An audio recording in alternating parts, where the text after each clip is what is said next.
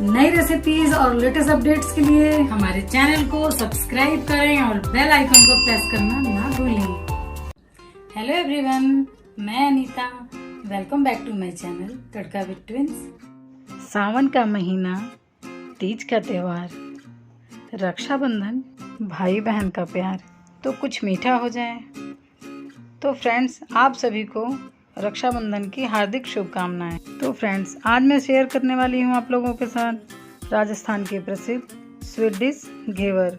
घेवर खाने में बहुत टेस्टी होता है। तो चलिए कुछ टिप्स और ट्रिक्स के साथ मैं आपको हलवाई जैसे घेवर बनाने की रेसिपी बताती हूँ। तो सबसे पहले हम घेवर के लिए रबड़ी तैयार कर लेंगे। तो यहाँ पर मैंने 1 लीटर दूध को उबाल लिया अच्छे से। अब इसे हम मीडियम गैस पर बीच बीच में चलाते रहेंगे कि ये तले में पकड़े ना। और दूसरे साइड अब हम शुगर सिरप बना लेते हैं। तो इसके लिए हम यहाँ पर एक पतीले में 1 कटोरी चीनी ले लिए हैं और आधी कटोरी इसमें पानी डालेंगे। और अब यहाँ पर हम गैस को ऑन करेंगे और गैस का फ्लेम मीडियम कर देंगे। अब इसे चलाते हुए पकने देंगे। इसको कुछ पकने के लिए कम से कम 5 से 6 मिनट का टाइम लगेगा। तो बीच बीच में हम अपने दूध को भी चेक करते रहेंगे ताकि हमारी रबड़ी बहुत अच्छे से बने। इसमें अगर चिपकेगा तो जलने की स्मेल आ जाएगी। सारे साइड को हम अच्छे से खुरचते हुए दानेदार रबड़ी बनाएंगे। अब यहाँ पर हमारा शुगर सिरप अच्छे से उबल रहा है। यहीं पर हम इलायची का पाउडर डाल देंगे और कुछ केसर के धागे डाल देंगे, जिससे फ्लेवर बहुत अच्छा आएगा। ये टोटल ऑप्शनल है, फ्लेवर के लिए आप डाल सकते हैं। और इसे हम लगातार चलाते रहेंगे। पहले हम दोनों चीज़ों को तैयार कर लेंगे तो घेवर को डेकोरेट करने में बहुत इजी हो जाएगा। तो यहाँ पर अब हमारा दूध उबल कर अच्छी तरह से रबड़ी तैयार होने को आ रहा है। अब इसमें शुगर सिरप में हम थोड़ा सा नींबू का रस डाल देंगे। इससे जब हमारा शुगर सिरप ठंडा हो जाएगा तो ये स्टिकी नहीं होगा। अब ऑलमोस्ट हमारा शुगर सिरप बनकर तैयार हो चुका है। देखिए ये कैसे एक तार का चाशनी बन गया है। तो अब यहाँ गैस का फ्लेम हम ऑफ कर दिए हैं। दूसरी साइड हमारा रबड़ी भी अब तैयार हो रहा है। देखिए इसको हम सारे चमचे से और किनारे से छुड़ा कर दानेदार अच्छा रबड़ी बनाकर तैयार करेंगे।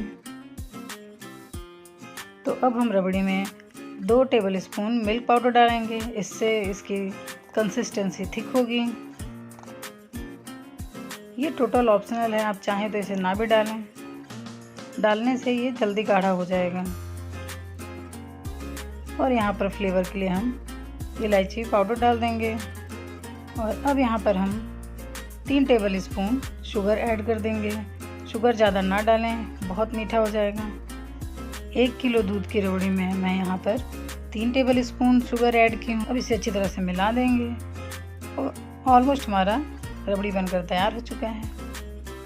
तो दूसरी साइड हम घेवर की तैयारी करते हैं। तो यहाँ पर एक बाउल में मैंने भर के 2 टेबल स्पून देसी घी ले लिया है।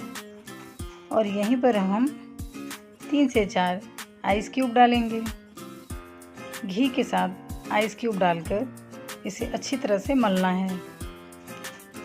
आइस और घी को जब हम एक साथ अच्छी तरह से मलेंगे तो ये बहुत ही सॉफ्ट और क्रीमी सा पेस्ट बनकर तैयार हो जाएगा। फ्रेंड्स, देखने में तो घेवर लगता है कि बनाना बहुत मुश्किल होगा, लेकिन यकीन मानिए इसे घर में बनाना इतना इजी है कि मैं बता नहीं सकती। एक बार आप ज़रूर ट्राई करिएगा। देखिए यहाँ पर हमारा घी मलकर तैयार हो गया है। मैंने आइस क्यूब को बाहर निकाल दिया है और फिर से एक बार सबको अच्छी तरह से मैंने फेंट लिया। अब यहाँ पर मैं आधा कप दूध डालूँगी और दूध डालकर इन सभी चीज़ों को अच्छी तरह से मिलाऊँगी। इसे एक ही डायरेक्शन में आप फेंटें।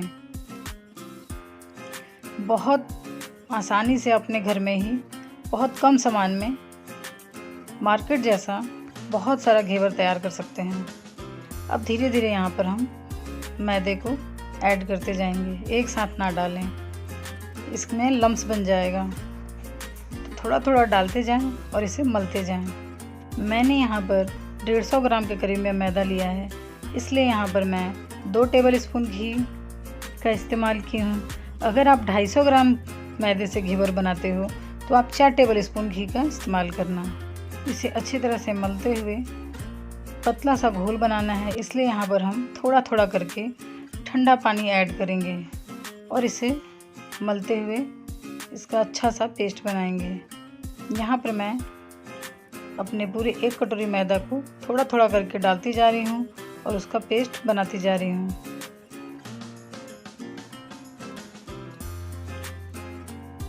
यहाँ पर मैं 1 टेबल स्पून बेसन का इस्तेमाल की हूँ।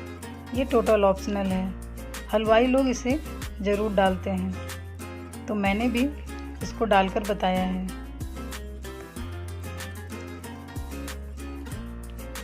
हमारा घोल धीरे धीरे करके पतला होता जाएगा, कोई भी लम्स ना रहे इसमें। अगर कोई लम्स रहता भी है तो उसका भी ट्रिक मैं आगे बताऊंगी।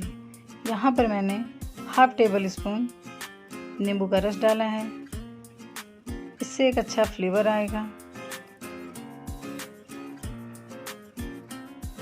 एक बार में पानी ना डालें। यहाँ पर आप चाहें तो विस्कर से भी इसे फेंट सकते हैं, लेकिन ये हाथ से फेंटना बहुत इजी है। तो अब मेरा घोल बनकर तैयार हो चुका है, तो इसे मैं यहाँ पर एक छन्नी से छान लेती हूँ। छानने से दूध की मलाई हो या कोई लम्स हो, ये सारे इसमें आ जाएंगे। अब हमारा पेस्ट बनकर तैयार हो गया है।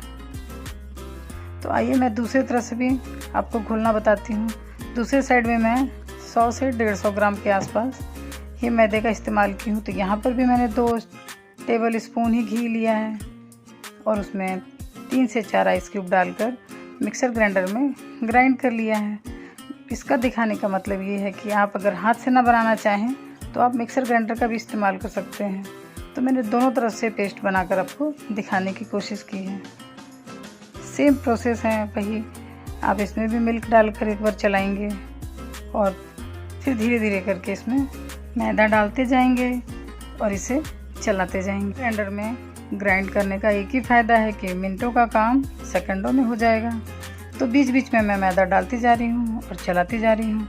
अब यहाँ पर मैं पानी का भी इस्तेमाल करूँगी। यहाँ पर भी हम सेम वही प्रोसेस, ठंडा पानी डालकर चलाते जाएंगे। और देखिए अब हमारा पेस्ट बनकर तैयार हो गया है। तो इसे भी मैं छन्नी में रखकर छान लूँगी ताकि कोई भी लम्स हो या दूध की मलाई हो वो सारा इस छन्नी के ऊपर आ जाए। और अब हमारा पेस्ट बनकर तैयार हो गया है। तो दूसरी साइड हम पतीला चढ़ा लेते हैं जिसमें हमें घेवर तैयार करना है। मेरे पास कोई मोल्ड नहीं है तो मैंने पतीले में ही बनाया है। तो मैं यहाँ पर आधा घी और आधा रिफाइंड ऑयल डाली हूँ। अब मैं अपने पेस्ट को डालने के लिए ऐसे सॉस की बॉटल में इसे भर लूँगी। अगर आपके पास ये ना हो तो आप कोई बॉटल में इसे भर सकते हैं या डायरेक्ट आप कलछी से भी डाल सकते हैं, लेकिन इससे डालना थोड़ा इजी हो जाता है, सेफ भी रहता है। तो चलिए हमारा ऑयल गर्म हो चुका है। अब हम अपने पेस्ट को डालते हैं ऑयल में। घेवर बनाने के लिए गैस का फ्लेम हाई होना चाहिए। हाई का मतलब कि बहुत बाहर ना निकले, लेकिन पूरे तले में अच्छी तरह से गैस का फ्लेम लगना चाहिए। जब भी हम पेस्ट को ऑयल में डालेंगे तो वो बहुत तेज़ से ऊपर आएगा और फिर जब वो नीचे बैठ जाए, शांत हो जाए, तब हम दोबारा डालेंगे। यही इसके डालने की पहचान है। तो ये छोटी छोटी बातों का ध्यान रखना है। पहले बीच में होल ना बनाएं, वो खुद ब खुद बनने लग जाएगा। 2-3 बैच के बाद हम सेंटर में इसके एक छेद सा बना देंगे ताकि हमारा पेस्ट वहीं डालें। घेवर बनाने के लिए मेरे पास इसका मोल्ड नहीं था तो मैंने इसलिए इस पतीले में ही बनाना उचित समझा है। यहाँ पर मैं कढ़ाई में भी बनाना बताऊँगी। तो आप कढ़ाई हो या कुकर हो, कोई भी खुले मुंह के बर्तन में ही आप घेवर बनाएंगे।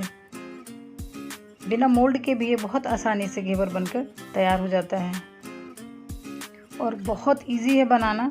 बस छोटी छोटी सावधानियों को ध्यान रखना है कि तेल जो बर्तन में लें वो आधा ही रहे। अगर बहुत ज़्यादा ऊपर ले लोगे तो वो बाहर की तरफ आएगा और आग लगने का भी डर होता है। तो इन सब चीज़ों का ध्यान रखेंगे तो बहुत आसानी से और इजीली आप घेवर घर में बनाकर तैयार कर सकते हैं। तो देखिए कैसे हमारा ये घेवर बन के तैयार हो रहा है। अभी मुझे डालते हुए कम से कम 8 से 10 बार हो गया है। तो कम से कम 8 से 10 बार 11 बार हम डालेंगे तो हमारा एक अच्छे बेस का घेवर बनकर तैयार हो जाएगा। अब ये देखिए चारों साइड से पकना स्टार्ट है। और इसकी पहचान क्या है, जब इसके साइडों में ब्राउन होने लग जाएगा तो यही इसकी पहचान है कि ये बनने लग गया है।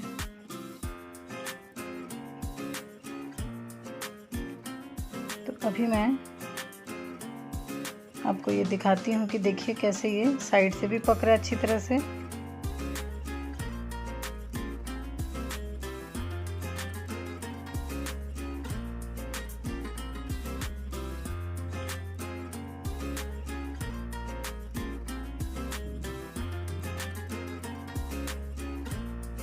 छोटी छोटी बातों का ध्यान रखेंगे तो घेवर हमारा बनकर बहुत अच्छे से तैयार होगा।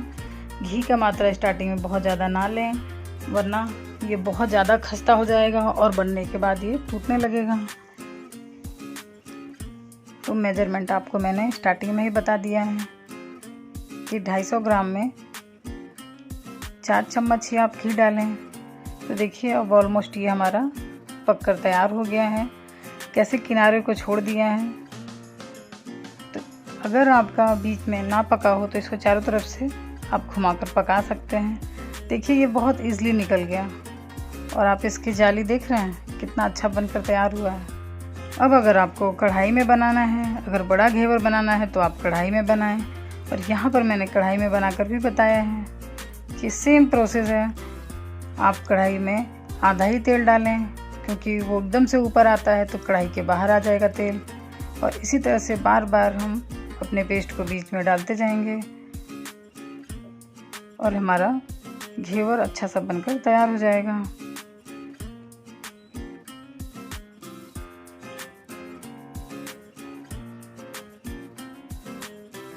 तो आप अपने मन चाहे बर्तन में अपने हिसाब से घेवर बनाकर तैयार कर सकते हैं। और ये भी घेवर मेरा बनकर बहुत अच्छा तैयार हुआ था। तो चलिए अब हम देख लेते हैं यहाँ पर कि हमें यहाँ पर डेकोरेट करने के लिए किन किन चीज़ों की ज़रूरत पड़ेगी। तो गार्निशिंग के लिए यहाँ पर हम कुछ ड्राई फ्रूट्स की कटिंग्स रख लिए थे, जैसे पिस्ता, बादाम, रोज़ के पेटल्स, शुगर सिरप और रबड़ी हमारी। तो चलिए इसे हम डेकोरेट करके दिखाते हैं। तो हम घेवर के ऊपर शुगर सिरप को पहले अच्छी तरह से कोट कर देंगे। घेवर के नीचे हम जाली भी लगा सकते थे जिससे कि हमारा शुगर सिरप नीचे आ जाए, लेकिन इसमें भी नीचे ड्रॉप हो जाएगा। इसको हम डेकोरेट करके दूसरे प्लेट में सर्व कर लेंगे। तो अब यहाँ पर हम रबड़ी की कोटिंग कर लेते हैं और इसे अच्छी तरह से एक मोटा सा लेयर करके लगा देंगे। इवनली हम चारों तरफ इसे अच्छी तरह से स्प्रेड कर देंगे। अब इसमें हम ड्राई फ्रूट्स की कटिंग से इसे डेकोरेट कर देंगे। चारों तरफ हम अच्छी तरह से लगाने के बाद इसमें ड्राई रोज़ के पेटल्स से भी हम डेकोरेट करेंगे। तो देखिए ये देखने में कितना लाजवाब लग रहा है। देखते ही मुंह में पानी आ जाता है। तो इसी तरह से हम अपने दूसरे घेवर को भी तैयार कर लेते हैं। तो इसे भी हम सेम प्रोसेस से ही घेवर के ऊपर शुगर सिरप डालकर, अपनी रबड़ी डालकर, ड्राई फ्रूट्स की कटिंग्स और रोज़ पेटल को डालकर इसे बहुत अच्छे से सजा दिया है। और देखिए ये देखने में दोनों कितना लाजवाब लग रहा है और ये खाने में भी बहुत टेस्टी बना है। तो फ्रेंड्स, था ना घेवर बनाना बहुत आसान। तो इस रक्षाबंधन या वैसे भी आप अपने घर में ज़रूर इसे बनाकर ट्राई करें और मुझे कमेंट करके ज़रूर बताएं कि आपकी रेसिपी कैसी बनी और इसे अपने फैमिली के साथ एंजॉय करें।